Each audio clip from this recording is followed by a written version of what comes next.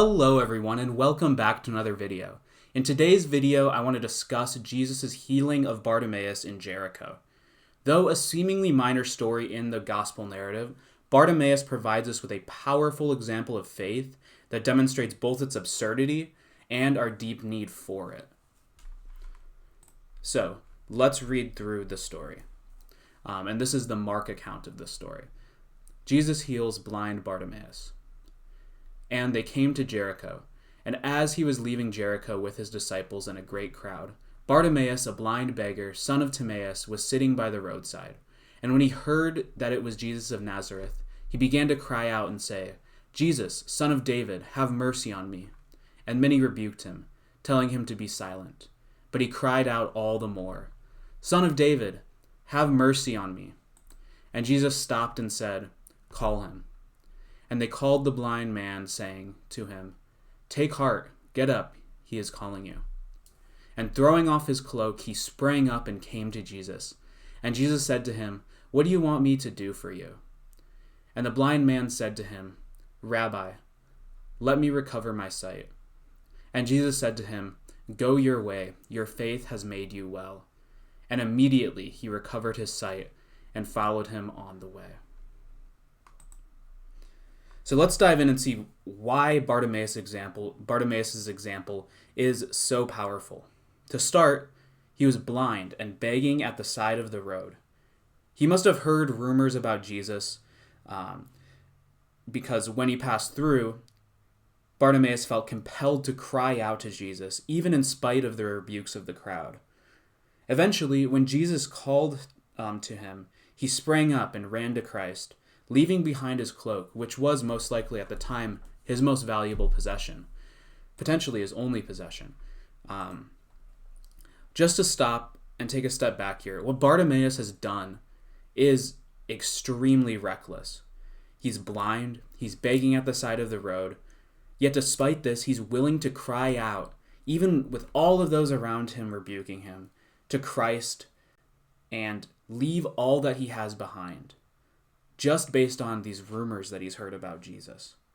And just a note about his cloak that he cast aside. His cloak was likely his most valuable possession.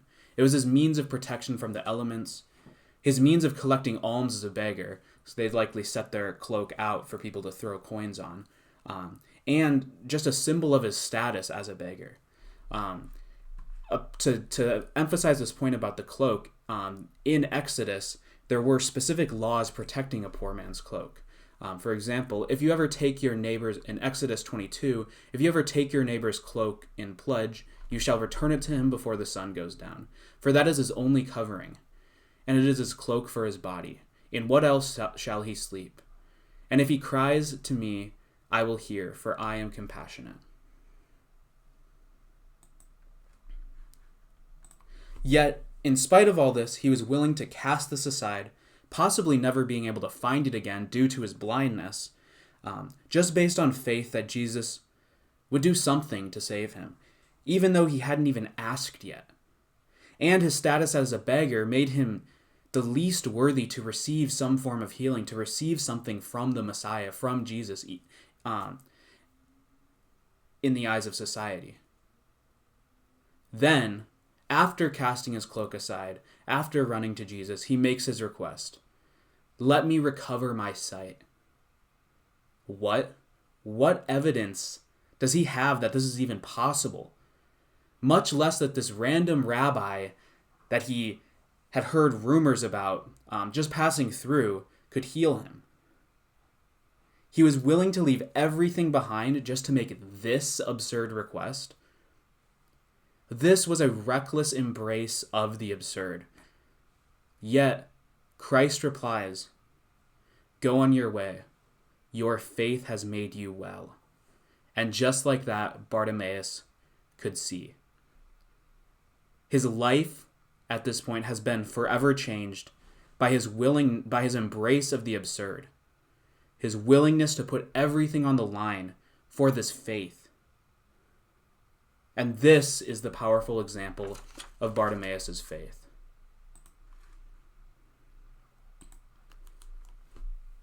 In the book Fear and Trembling, Soren Kierkegaard discusses the idea of a knight of faith through the example of the story of Abraham and Isaac in Genesis. To understand the concept of the knight of faith, Kierkegaard describes two movements that must take place within Abraham. The first is that of infinite resignation, the giving up of everything and just the acceptance of eternal loss, finding peace in this renunciation. This is seen in Abraham at first by his willingness to give up Isaac, giving up God's promise of a great nation from his descendants. Kierkegaard argues that this move of infinite resignation is actually understandable, that we can understand why a tragic hero, for example, might give up everything for the sake of a higher principle. And this is where what he calls the knight of infinite resignation stops. However, the knight of faith goes further. As he says, by virtue of the absurd, defying both reasons and social norms, Kierkegaard goes into later explaining like why Abraham couldn't explain this to Sarah, for example.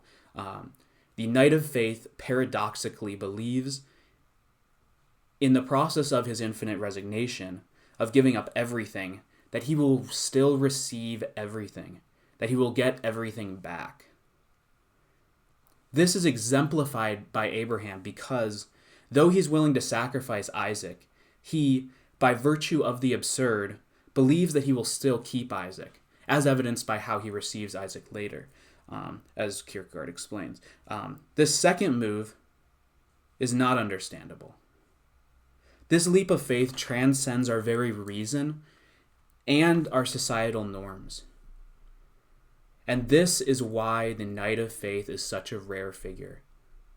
Yet, tying this back to this Bartimaeus story, Bartimaeus embodies this figure of the knight of faith in this story.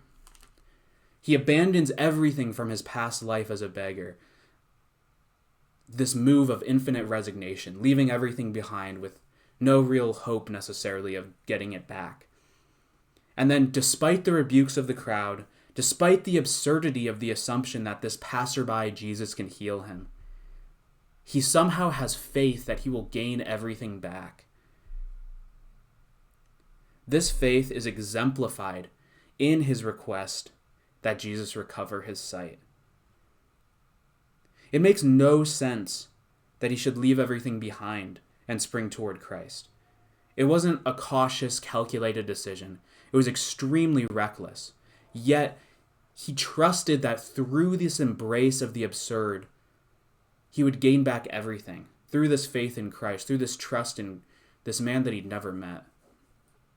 This was an inhuman movement, yet he moved. And he was saved through this move.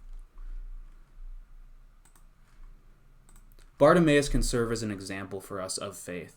In our modern post-Enlightenment age dominated by naturalism, this type of faith is seen as completely irrational. Bartimaeus' reckless action here, without sight, without guarantee of some promise being fulfilled, his reckless action works in direct contrast to the principles of our age. All must be based on that which is reasonable, that which is seen. Yet even from early on in the Bible, this principle of reasonability is directly challenged. In Judges, we see how everyone in the nation of Israel doing what was right in their own eyes repeatedly leads to Israel's ruin. In Proverbs, we're warned that there is a way that seems right to a man, but its end is the way to death. This is in Proverbs 14.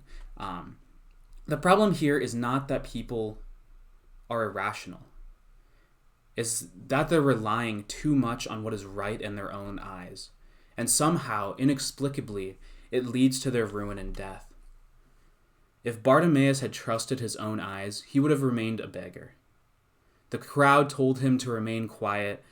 Reason and self-preservation told him to remain with his cloak. And his actual eyes, he was blind, his actual eyes told him nothing. However, instead of following his own perception, he chose trust. He chose to embrace the absurd and leap towards Christ, leaving everything behind in hopes and in trust and faith that he would somehow, through this abandoning of everything, obtain everything. And this is ultimately what saved him in this story. Similarly, this is also what saves us. Our modern age tells us to trust our own eyes, that the miraculous is impossible, that the supernatural is unreasonable.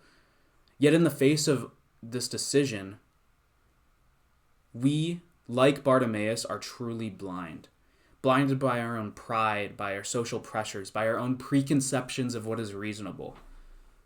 But trusting our eyes here leads us to ruin. For example, the nihilism, hedonism, depression, loneliness, and anger that dominate our modern age, that dominate our world.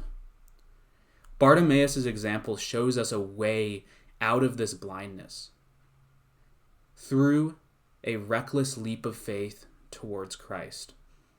Though we have not seen him, and the social pressures of our age rebuke this faith, like Bartimaeus, we've heard what Christ has done. And this leap might seem absurd in our own eyes, yet it is what our very human condition demands. Abandoning our own eyes is paradoxically what allows us to see, similar to how the knight of faith gives up everything to gain everything. It is what saves us and is what brings us to God. Like Bartimaeus, it is our faith that will make us well. But that is all that I have for this video. It's a much shorter video this week. So with that, I'm going to open it up to the comment section. If you enjoyed the video, please go down and like. If you want to be notified of future content, go hit the subscribe button. Additionally, I have a Patreon down below, so if you really enjoy the content and want to support what I've been doing, please feel free to donate. Any amount helps, honestly. There's a Patreon link down below, and then there's a Discord below if you want to join, discuss this further. And then with all of that, I want to thank you all for watching, and I hope to see you all next week when I post the next video. Peace.